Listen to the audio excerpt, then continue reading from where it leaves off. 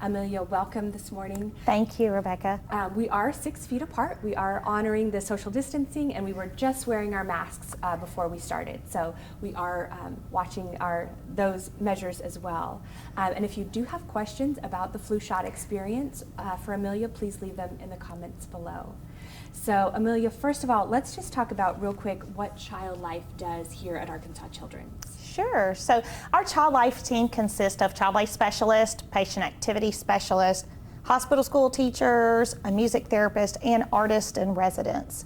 And the primary role of each of these disciplines is to make the hospitalization easier for the kids here. And as a Child Life specialist, part of my job is to prepare children for procedures. And so we know that children learn and express themselves through play.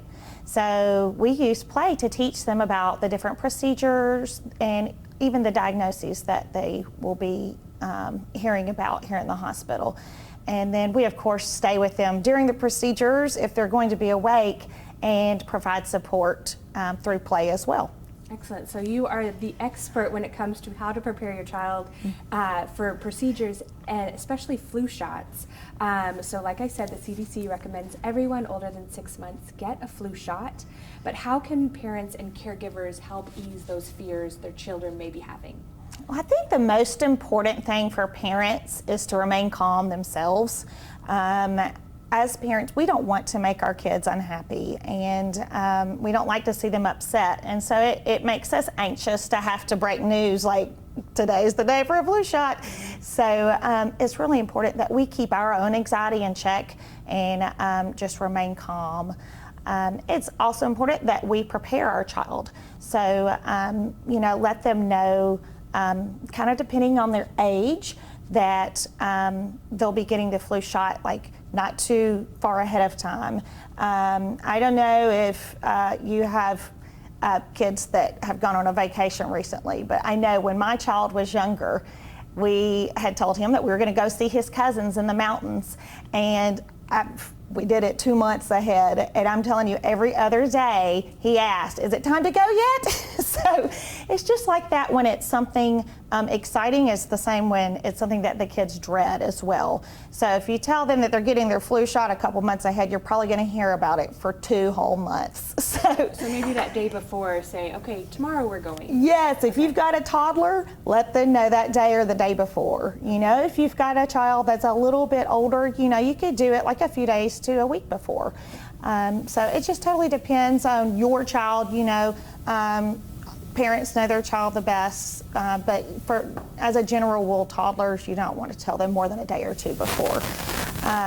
So some ways that parents can prepare their children for flu shots is to play doctor with them. So, get one of your kids' dolls or teddy bears and let them play through exactly what they're going to experience. If you've got just a regular old medicine syringe at home that, you give Tylenol or Benadryl through, allow your child to just play with that. Even if you're not just playing doctor, they could play with it in the bathtub and use it as a water gun, or, if they like to do art, they can squirt paint into it and squirt it onto a piece of paper, and that just gets them familiar with the syringe. And if they want to play doctor on you, the most important thing is for you to be very optimistic and positive when they are playing with you, and practice ways for them to hold still, and give them something that they could do to kind of take their mind off of the shots. So whether that's like an I Spy book, or my very favorite is Bubbles. Bubbles are great because it gets the kids breathing deeply, which just relaxes their muscles and makes it a lot easier. So yes, allow your children to play to kind of prepare themselves for the injections. It's important for you to allow your child to have choices. So when you are picking out sort of a game plan for the flu shot, as far as like the I Spy book or the Bubbles, or even, heaven forbid you forget to bring distraction with you, just use your phone and pull up YouTube. Ask them, what cartoon would you like to watch on YouTube? And give them just a little bit of control over the matter, because a flu shot is just one thing that we're taking away from their control. So we want to give them back just a little bit through some good choices. I like those. I love all those ideas. We did get a comment from Mandy and Lisa and Liz, and they just said great advice for parents. So thank you for your comments. If you do have a question for Amelia, please leave it in the comments below. But we love to hear that. Let's talk about what language is important to use and avoid. And I know it does depend on the age of the child, but are there certain phrases to use and not use? I think the most important thing is to be honest. We do have parents who don't tell their child that they're coming for a flu shot, and that breaks trust, and it makes the child more fearful in the future about where they could be going. And so it's really important to be honest about them having the flu shot. And then, if your child asks if the shot is going to hurt, be sure and use language that's not threatening. I usually say, it feels different to different people, but I can tell you, when I got my flu shot, I was playing on my phone, and that kind of took my mind off of it. It really just felt like a real small poke. So be honest, but try to be very positive and honest, when you're talking to your child about the flu shot. Excellent. And many places, including Arkansas Children's, are offering drive-through flu shot clinics. And this is something different, but this Saturday, November 7th, we are going to have a drive-through flu shot clinic for Arkansas Children's patients in Little Rock from 1 to 4 p.m. And there will be information and link there. But what can parents do to help prepare for that experience, because it is different than going to your doctor?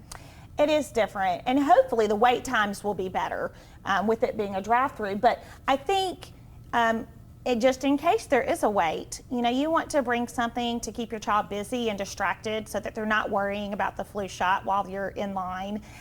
So snacks, something artsy or a game, just kind of depending on your child, something to just, really keep them busy that they enjoy. And then, of course, do not forget whatever that comfort item is that, y'all came up with in your game plan to take their mind off of the flu shot. So, be sure and remember their squishy or their stress ball or, whatever it is that, think will, that will help them through the flu shot. I like the idea of having a plan. So as a mom and a team member here, what are some advice that you have for families to have a safe and healthy flu shot or flu season? Well, I think that we as parents have to be really good models for our children. They learn through watching us, and so we have to be really conscientious about practicing social distancing ourselves and practicing good hand washing.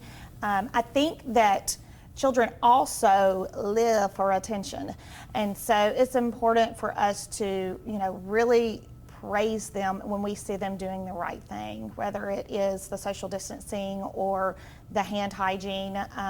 If you see your child run to the sink before dinner time to wash their hands, be very specific and immediate with your praise and say, "Oh my goodness, I am so proud of you for washing your hands without me asking you to. You used the soap and you washed for a good 10 seconds. So that's a great job." So just be sure and to praise, and then they will live for that and continue to reinforce that behavior. I love that. The theme I've heard this whole morning is just set a good example. So as parents and caregivers, your kids are watching you. So these are all excellent advice and tips as you head to a drive-through flu shot clinic or your doctor to get a flu shot this season.